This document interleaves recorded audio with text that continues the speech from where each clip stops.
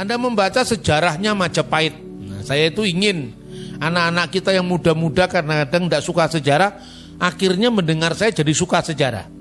Itu gara-gara guru sejarahnya kurang pinter cerita. Makanya anak-anak sekolah itu kan gak suka sejarah, ngantuk kan. Karena yang disuruh menghafal itu angka-angka tahun. Diponegoro perang tahun 1825 sampai 1830, bosen. Padahal mestinya kalau kata Bung Karno, bukan abunya sejarah, tapi apinya sejarah yang harus kita pelajari. Api itu apa? Semangatnya, kobaran semangatnya itu, bukan angka-angka tahunnya. Nanti kalau sudah Anda tahu peristiwanya, tahu spirit di balik kejadian-kejadian itu, angka-angkanya hafal sendiri. Saudara-saudara yang terkasih, zaman Majapahit itu kita memiliki dua sumber ya. Yang pertama namanya Buku Negara Kertagama. Itu ditulis oleh Mpu Prapanca. Tapi Negara Kertagama itu ditutup setelah kematian Raja Hayam Wuruk. Nah setelah Hayam Wuruk masih ada raja-raja kan? Wikramawardhana, Suhita, Kertajaya dan seterusnya. Sampai terakhir namanya Kertabumi. Itu tidak ada catatannya. Apakah berarti kita malas untuk tidak merekonstruksi sejarah Majapahit? Tidak.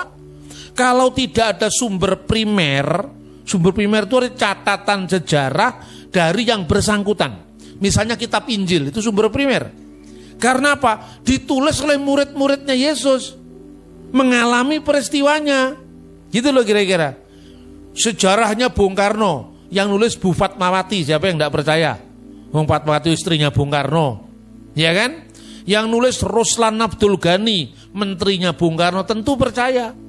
Tapi kalau tidak ada catatan yang sejaman, catatan dari saksi mata, catatan yang sejaman. Misalnya tulisannya Tengku Abdurrahman dari Malaysia yang waktu itu konfrontasi dengan Bung Karno. Itu sumber kedua. Sumber kedua kelemahannya apa? Kelemahannya ya dia musuhnya Bung Karno. Nanti jelek-jelekin Indonesia kan? Tapi sejelek-jelek apapun opininya terhadap Indonesia, dia hidup sejaman dengan Bung Karno. Gitu loh saudara-saudara. Jadi belar sejarah itu penting.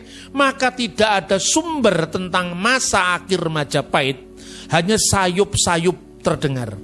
Maka yang dilakukan adalah sumber 100 tahun kemudian. Lah ini lebih penting ketimbang sumber yang muncul 500 tahun, 600 tahun kemudian. Apalagi kalau diklaim.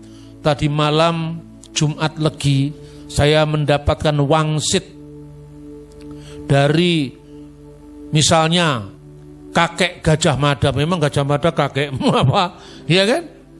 Terus itu kepercayaan tidak bisa dijadikan rujukan.